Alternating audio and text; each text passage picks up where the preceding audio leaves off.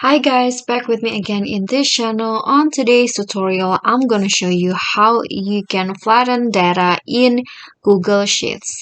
So for a flatten data, if you want to change this, you want to combine this whole data into one column.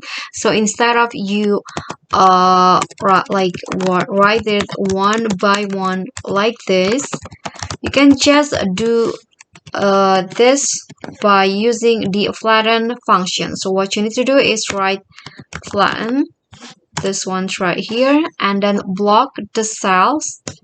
So I'm going to block whole data here and then close it with parentheses and just click on enter.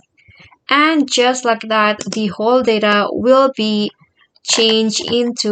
converted in one column like this.